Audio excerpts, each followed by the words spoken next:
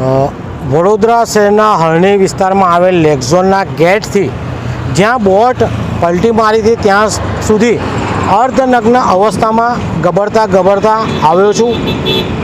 મુખ્ય ઉદ્દેશ્ય એ છે કે આ લેક ઝોનની અંદર પીપીપી મોડેલ છે, એટલે વડોદરા મહાનગરપાલિકા, શાળાના સંચાલકો, કોન્ટ્રાક્ટર આ તમામ સામે કાર્યવાહી થવી જોઈએ। વડોદરા શહેરના કલેક્ટર દ્વારા રિપોર્ટ બનાવવામાં આવ્યો છે। આ જગ્યાએ મુખ્યમંત્રી પણ આવ્યા હતા, ગૃહમંત્રી પણ આવ્યા હતા। તેમણે જણાવ્યું પણ હતું કે કોઈ પણ ચમરબંધીને છોડવામાં નહીં આવે। હાલમાં જ્યારે કલેક્ટર સાહેબે રિપોર્ટ આપી દીધો છે ગુજરાત સરકારને, પરંતુ ગુજરાત સરકાર આ રિપોર્ટ જાહેર કરતા નથી।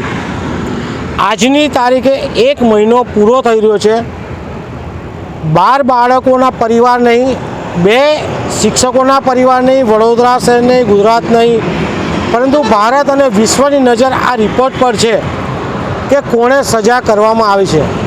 જે રીતે જોવા જઈએ તો વડોદરા મહાનગરપાલિકા દ્વારા હાલમાં 2 નાની માછલીઓ પર કાર્યવાહી કરી છે અને મગરોને છોડવાનો પ્રયાસ કરવામાં આવી રહ્યો છે।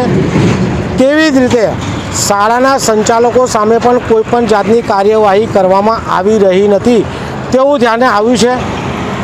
ગુજરાત સરકારમાં જો રિપોર્ટ આવી ગયો હોય તો રિપોર્ટ વહેલામાં વહેલી જાહેર કરે।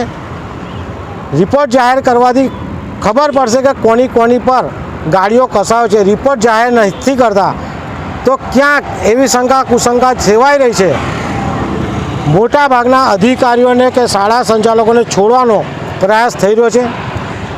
વડોદરા શહેર સંસ્કારી નગરીમાં જે બનાવ બન્યો છે એ બનાવને જાહેર કરે, રિપોર્ટ જાહેર કરે અને વડોદરા શહેરનું નામ વધુમાં વધુ આગળ રાજ્ય સરકાર લાવે તેવી અમારી માંગ છે।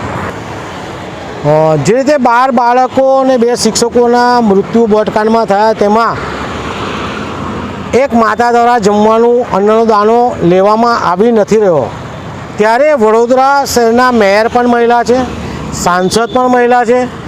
તેમણે આ માતાને મળવા જવું જોઈએ, પરંતુ હજુ સુધી ગયા નથી। ક્યાંક સત્તાના મોહમાં, ખુરશીના મોહમાં, અભિમાનમાં આવી ગયા હોય તેવું દેખાઈ રહ્યું છે। અમારી વડોદરા શહેરના તમામ નગરસેવકોને પણ વિનંતી છે કે સભામાં શ્રી રામની ચર્ચા કરવામાં આવી, ઘણી સારી બાબત છે। રામ મારા પણ છે, રામ તમારા પણ છે, પરંતુ વડોદરા શહેરના 12 બાળકો, 2 શિક્ષકો પણ વડોદરા શહેરના છે, તે બાબતે પણ ચર્ચા થવી જોઈએ। આજે જે રીતે મેયરશ્રીને ધારાસભ્યશ્રી બહાર ગયા છે, તો આવી રીતે જ આ 12 બાળકોના પરિવારને, 2 શિક્ષકોના પરિવારની પણ મુલાકાત લે તેવી અમારી માંગ છે।